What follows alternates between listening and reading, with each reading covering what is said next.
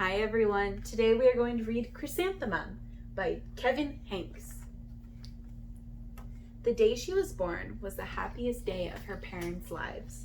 "She's perfect," said her mother. "Absolutely," said father. And she was. She was absolutely perfect.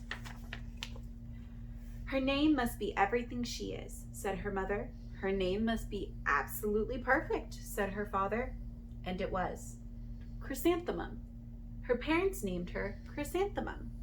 Chrysanthemum grew and grew and grew, and when she was old enough to appreciate it, Chrysanthemum loved her name.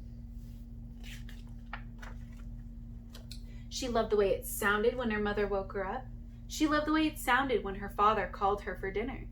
And she loved the way it sounded when she whispered it to herself in the bathroom mirror. Chrysanthemum, chrysanthemum, chrysanthemum. Chrysanthemum loved the way her name looked when it was written in ink on an envelope. She loved the way it looked when it was written with icing on her birthday cake. She loved the way it looked when she wrote it herself with her fat orange crayon. Chrysanthemum, chrysanthemum, chrysanthemum. Chrysanthemum thought her name was absolutely perfect. And then she started school. On the first day, Chrysanthemum wore her sunniest dress and her brightest smile. She ran all the way. "Hooray," said Chrysanthemum. "School!" But when Miss Chud took roll call, everyone giggled upon hearing Chrysanthemum's name. "It's so long," said Joe. "It scarcely fits on your name tag," said Rita, pointing. "I'm named after my grandmother," said Victoria. "You're named after a flower." Chrysanthemum wilted. She did not think her name was absolutely perfect. She thought it was absolutely dreadful. The rest of the day was not much better. During nap time, Victoria raised her hand and informed Mrs. Chowd that Chrysanthemum's name was spelled with 13 letters. "That's exactly half as many letters as there are in the entire alphabet," Victoria said. "Thank you for sharing that with us, Victoria," said Mrs. Chud. "Now put your head down." "If I had a name like yours, I'd change it," Victoria said as the students lined up to go home. "I wish I could," thought Chrysanthemum miserably. "Welcome home," said her mother. "Welcome home," said her father. "School is no place for me," said Chrysanthemum. "My name is too long, and it scarcely fits on my name tag, and I'm named after a flower."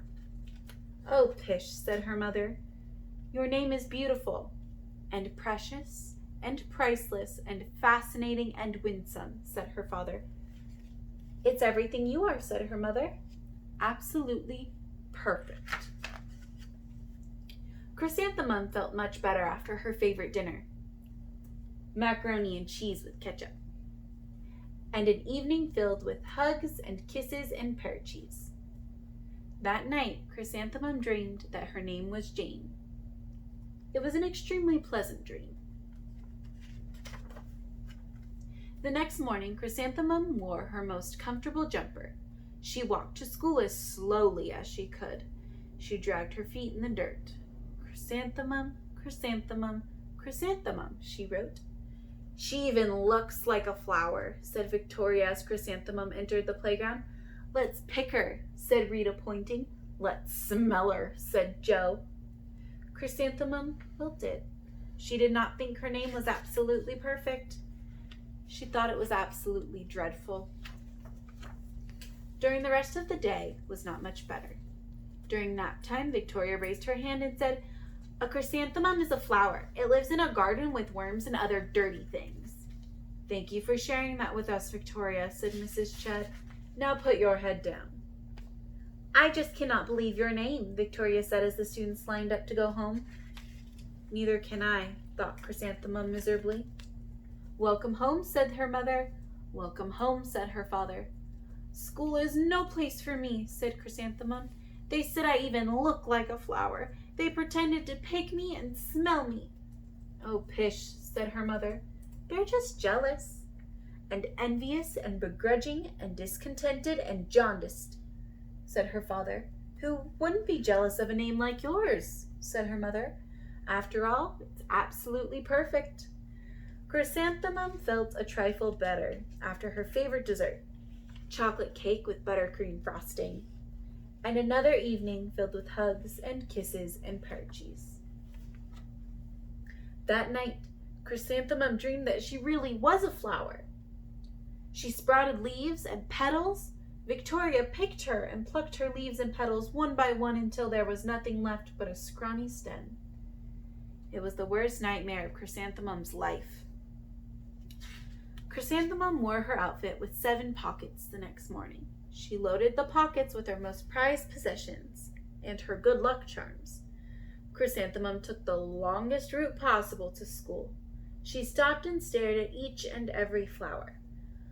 Chrysanthemum, chrysanthemum, chrysanthemum, the flowers seemed to say. That morning, the students were introduced to Mrs. Twinkle, the music teacher. Her voice was something like out of a dream, as everything was about her. The students were speechless. They thought Mrs. Twinkle was an indescribable wonder, and they went out of their way to make a nice impression.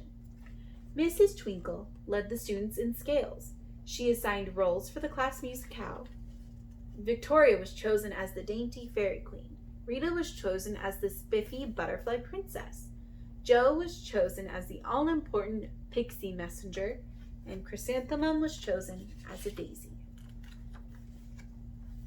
Chrysanthemum's a daisy, chrysanthemum's a daisy, Jo, Rita, and Victoria chanted, thinking it was wildly funny.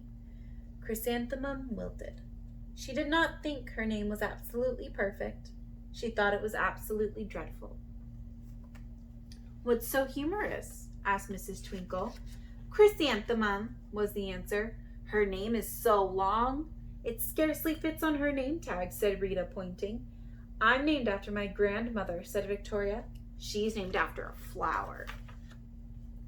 My name is long, said Mrs. Twinkle. It is, said Jo.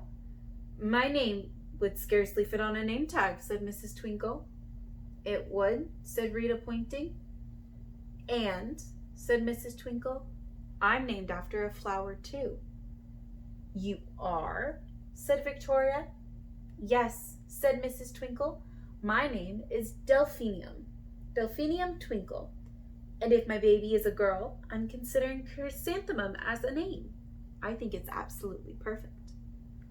Chrysanthemum could scarcely believe her ears. She blushed, she beamed, and she bloomed. Chrysanthemum, chrysanthemum, chrysanthemum. Jo, Rita, and Victoria looked at Chrysanthemum longingly. Call me Marigold, said Jo. I'm Carnation, said Rita, pointing. My name is Lily of the Valley, said Victoria. Chrysanthemum did not think her name was absolutely perfect. She knew it. The epilogue. Overall, the class musicale was a huge success. Chrysanthemum was absolutely perfect as a daisy. Victoria made the only mistake. She completely forgot her lines as the dainty fairy queen. Chrysanthemum thought that it was wildly funny, and she giggled throughout the entire dance of the flowers. Eventually, Miss Twinkle gave birth to a healthy baby girl, and of course, she named her Chrysanthemum. The end. Thank you.